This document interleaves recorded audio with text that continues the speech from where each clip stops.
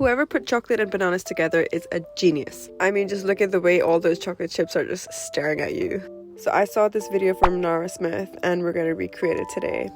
Hey guys! Banana bread is probably the thing I bake most in our house, and I had a lot of bananas that were very ripe, so I used those up to make the best banana bread. Don't throw your brown bananas away. There's so many ways you can use them, and they're especially good in banana bread, so I started by mashing up 3 to 4 bananas. Depending on the size, you can add some more. Okay, who else thinks her voice is just amazing? Because every time I listen to her videos, I just want to keep watching. So of course, we're gonna get some bananas. Okay, we're gonna peel them before we mash them. We're also gonna drop some things, but it's okay. Hey, this is life in the kitchen. I mean, let me tell you, life in my kitchen is very messy. We are always dropping things, breaking things, making mess.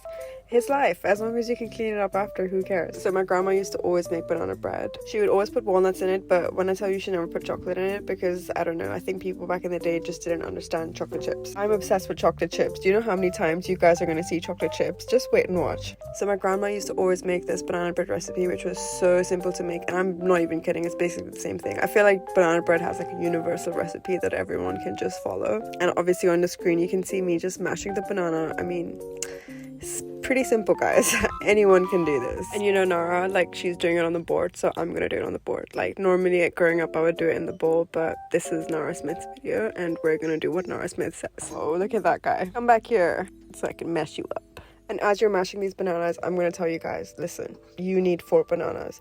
Nara says, oh, 3 to 4 is fine, depending on the size. No, 4 minimum, because 3 bananas is just not gonna cut it.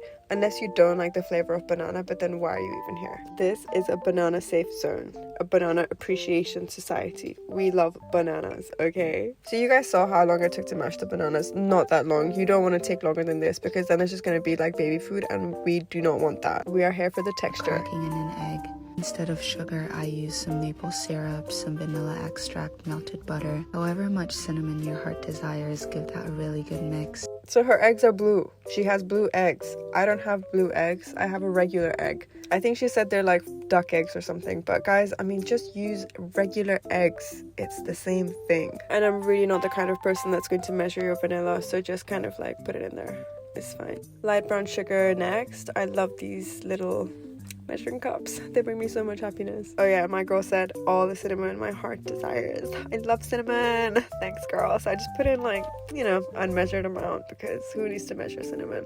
Okay, so speaking of what my heart desires, I really felt creative at this moment and I was like, why don't I make a heart shape? It's all about the love we're gonna put into our baking, guys, okay? It's all about love. So I'm just gonna do this and you don't have to do this if you don't want to. If you're feeling creative, you should do this because it was actually super fun and it was really, really simple. You just need a stencil and you just need to kind of measure it out like I'm doing. I'm literally, you can see it, guys. It's just a knife, not even a sharp knife. And my butter was kind of frozen, so this was a bit hard, but it's okay. We got there in the end, okay? Just trust the process. Never say no to creativity, okay? This is what life is about. Creativeness, creating with our hands. This is what we were made to do. And it's these kind of spontaneous moments that make you so grateful for life, you know? The fact that I even have a brain that was like, okay, why don't I just do it this? And then I did it, you know? Like, I actually executed the idea that formed in my brain. Like, guys, let's think about this. Like, literally, something you create in your mind is now formed into the physical reality. It's crazy how our minds and our bodies work, and we always take it for granted. So this little heart is dedicated to life. It is dedicated to the blessings that we have in life. Amen. Thank you. Thank you. Thank you. Okay, doesn't she look cute? Okay, I know she's a bit messy, but we're gonna fix that. I just decided if I put this back in the mold, she's gonna be exactly how she needs to be. But then I quickly realized that I can't even actually fit this. And then if I did, how am I gonna take it out? So I was like, okay, let me take it out.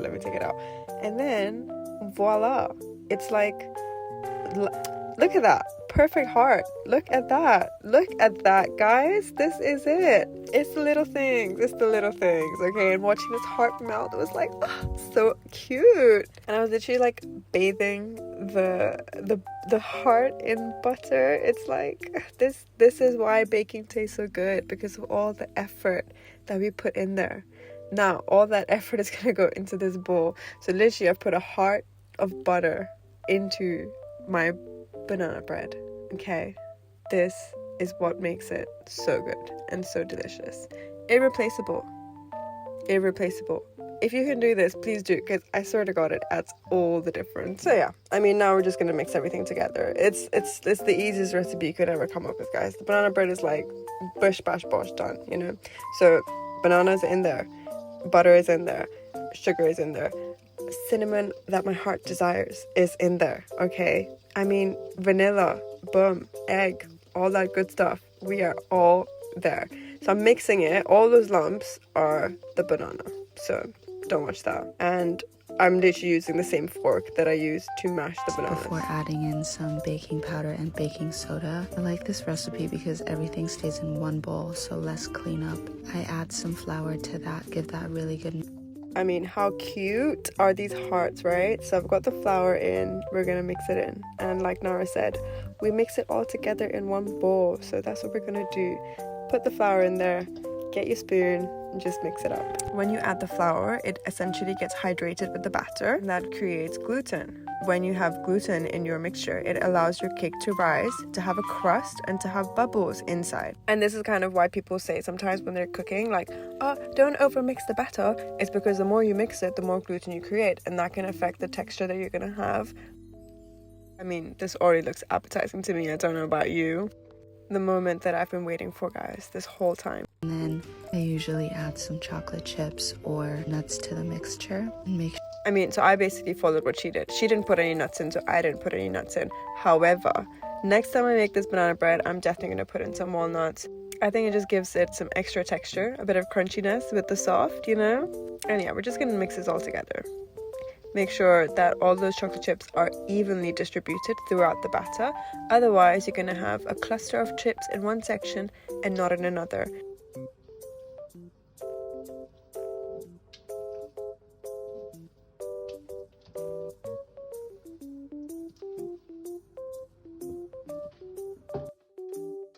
Sure they're incorporated really well before spooning my batter into my loaf pan.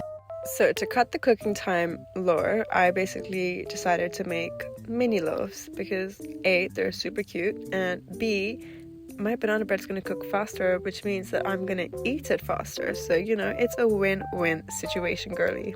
And guys, I like literally scrape the bowl. You definitely want to invest in a spatula if you bake, because the spatula will basically clean that bowl in a way that a spoon could just never, okay? You need a spatula. Because look, if I just looked at this bowl, it seems like, oh, there's not much left in there. But wait till you see what I have on my spatula, girls. Like, this is crazy.